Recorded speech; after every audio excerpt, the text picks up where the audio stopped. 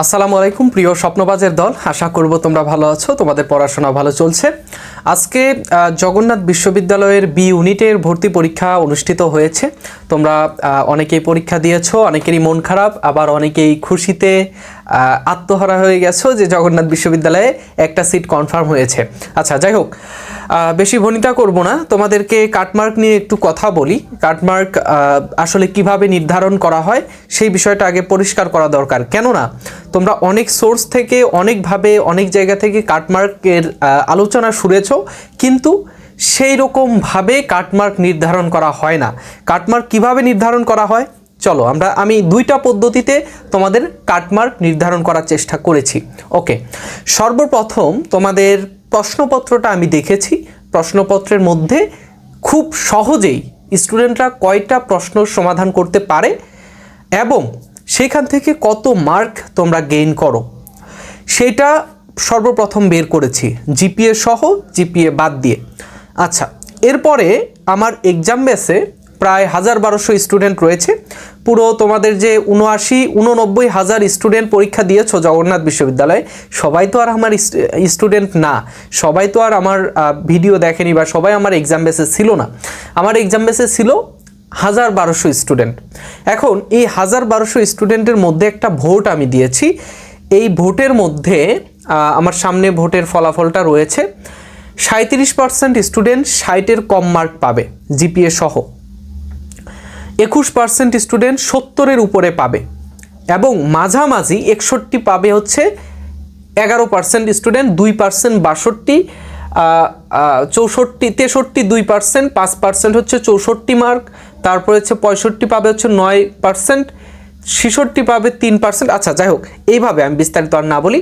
এইভাবে আমি ভোটাভুটির মাধ্যমে 1200 স্টুডেন্টের মধ্যে থেকে ভোট দিয়েছে কিছু স্টুডেন্ট এবং অনেকেই এখানে দেখা যায় যে ভোটে অংশগ্রহণ করতে পারেনি। তো পার্সেন্টেজটা যদি আমি 89,000 স্টুডেন্টের মধ্যে ফেলে দেই, তাহলেও কিন্তু আমরা একটা কাটমার্ক নির্ধারণ করতে পারবো, যে কোশ্চেন আমরা একটা আইডিয়া করতে পারবো কোশ্চেন মোটামুটি কেমন হয়েছে এবং এখান থেকে কত কাটমার্ক হতে পারে। ওকে, দেখো, আমি মন গড়া একটা ফতোয়া দিয়ে দিলাম হবে, সম্ভব না।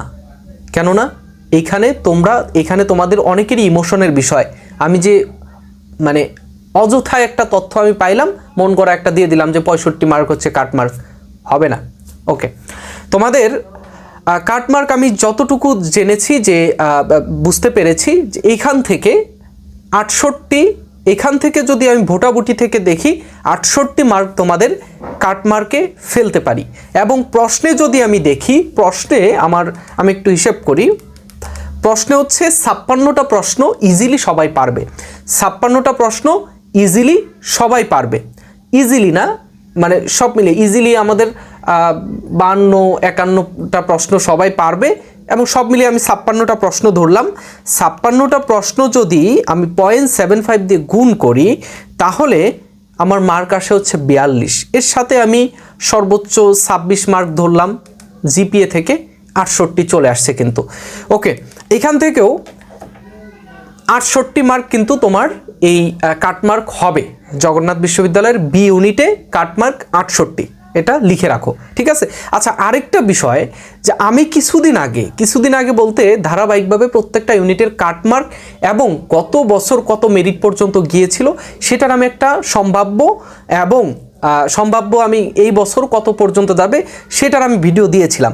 সেখানেও কিন্তু আমি কাটমার্ক তোমাদেরকে বলেছিলাম যে বিগত বছরগুলোতে কাটমার্ক কিন্তু 68-67 এরকমই হয়েছে এবং ওয়াইটিং থেকে যদি তুমি চিন্তা করো 65-র উপরে, অর্থাৎ 64-65 পেয়েও কিন্তু ওয়াইটিং লিস্ট থেকে নর্মাল একটা সাবজেক্ট তারা পেয়েছে, ঠিক আছে। তো এই বছর 68 মার্ক তোমার কাটমার্ক ধরো, এবং যদি তুমি ওয়াইটিং লিস্ট থেকে সাবজেক্ট পেতে চাও তাহলে 65-66 তোমাকে রাখতে হবে, ঠিক আছে, 65-66।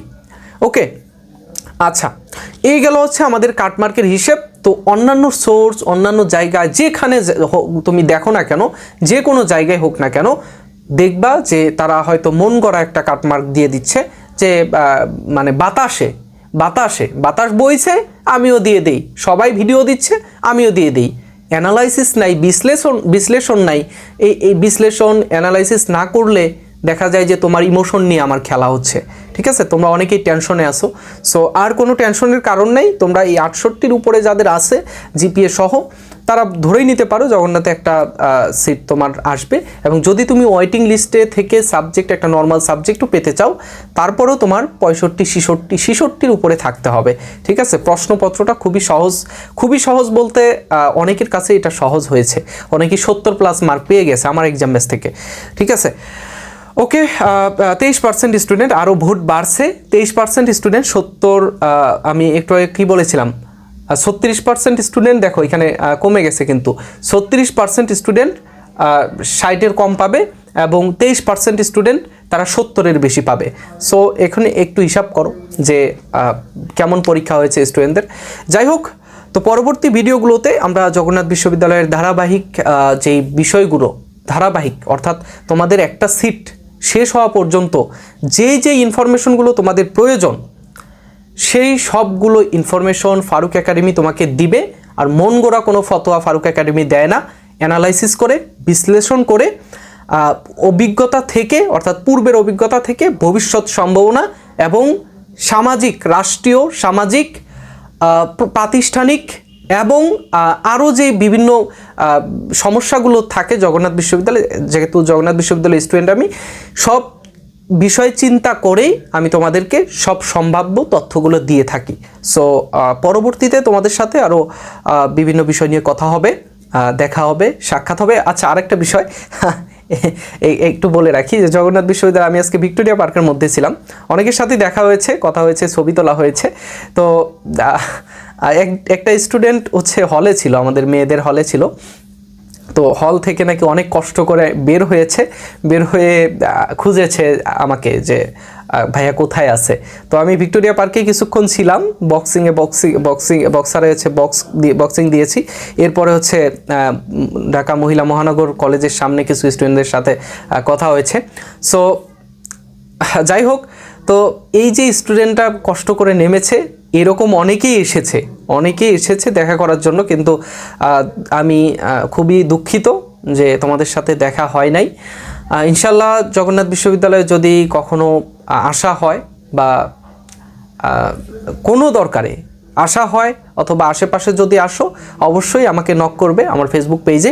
ডেসক্রিপশন বক্সে আমাদের গুরুত্বপূর্ণ লিঙ্কগুলো রয়েছে, তোমরা চাইলে যুক্ত হয়ে নিতে পারো। আর আমাদের পেজে নক করবে যে ভাই আমি আসবো, কোথায় থাকবেন, কোথায় আছেন, একটু আগে থেকে আমাকে নক করার চেষ্টা করবে যাতে সময়টা আমি বের করে রাখতে পারি। সো আর জগন্নাথ বিশ্ববিদ্যালয়ে যদি চান্স হয়ে যায়, অবশ্যই তোমাদের সাথে দেখা হবে। বর্তমান যাদের সাথে দেখা হয় প্রত্যহই, সো তোমাদের সাথেও দেখা হবে ইনশাল্লাহ। তো পরবর্তীতে দেখা হচ্ছে, কি বলো, থাকবে তো পরবর্তী ভিডিওতে ইনশাল্লাহ, তোমার সাথেই দেখা হবে। আল্লাহ হাফেজ, আসসালামু আলাইকুম।